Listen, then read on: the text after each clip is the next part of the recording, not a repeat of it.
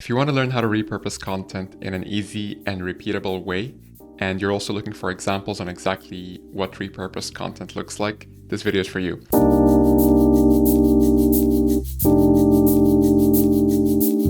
Whether you're a one-man band or just a small team with limited resources, hopefully the ideas that we're going to be looking at in this video will resonate with you. And without further ado, let's jump right into it. So first of all, let's talk about some of the reasons why content repurposing is an absolute must right now. First of all, Facebook has actually launched recent data that shows that the attention span on social media is around 2 seconds. So by repurposing content, which sometimes is synonymous with creating bite-sized content, you're definitely improving your chances to actually resonate with that audience.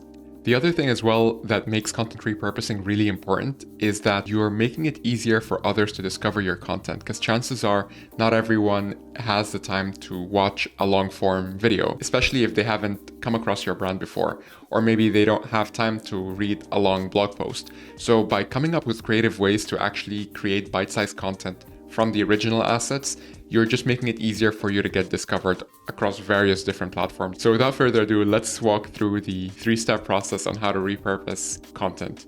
All right, the first thing that we need to do is pick a source asset. So I hinted at that a little bit earlier. This could be anything like a webinar or a video podcast or a workshop or a live stream or even a long blog post. But we find that video content, specifically long form video content, is the easiest to repurpose into a lot of different formats. But either way, try and pick something that has a lot of value that could easily be chopped up into separate segments. The next thing then is to identify key moments. So finding like the juicy bits, right, or the key moments in a video could sometimes be a very abstract thing to wrap our minds around. And so one of the things that we found is really, really helpful is for us to actually come up with mental shortcuts on specific categories that we know more often than not will contain key moments. A couple of examples here would be scanning the entire, let's say, video for Q&A moments. So actually removing everything else, purely focusing on when a question was asked and an answer was given, and scanning for these moments throughout the video. That could be one lens. Similarly, you could also scan for parts where stats and facts were mentioned, any statistics, any X% of this, or 3 out of 4 people do that. From there as well, you can also come up with practical tips. So anytime you got into a step-by-step process of showing someone how to do something, this could be a great way to turn that into a clip. And last but not least, if there's any part where there was an anecdote shared or a story, that could also make for great content in and of itself. So speaking of content, well, that's exactly step number 3.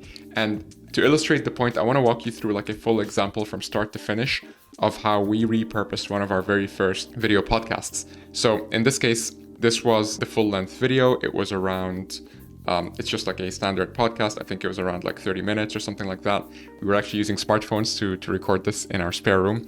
But yeah, let's say, a video podcast like this, okay, interesting content, but way too long for someone brand new to see it. So how can we actually create content from this?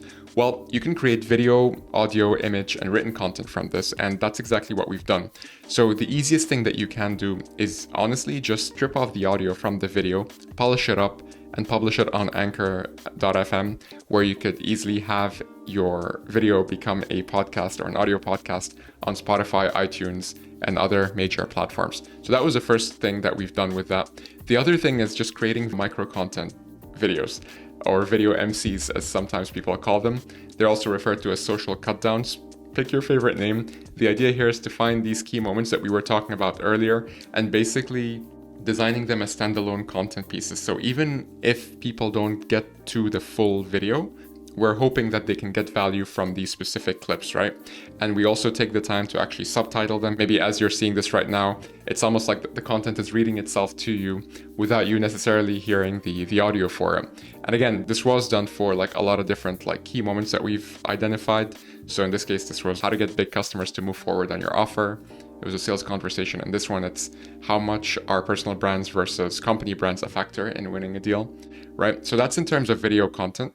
And then we can also create image quotes. So these could be horizontal and square are the most popular formats for image content. And these are things that were actually said within the video, but sometimes it just happens so quickly that people forget about it, or it's not really highlighted the way it should be. So this is where you could use image content. Last but not least is, of course, you can create an article. An easy way to do this is to simply generate a transcript of the video and just rework that transcript into an SEO optimized article based on, let's say, the 3 to 5 headers or key moments that you would like to structure the conversation around. With this one, it takes a little bit more time than the others, but it's definitely worth it, especially if you're looking to create content across a lot of different platforms from the one asset.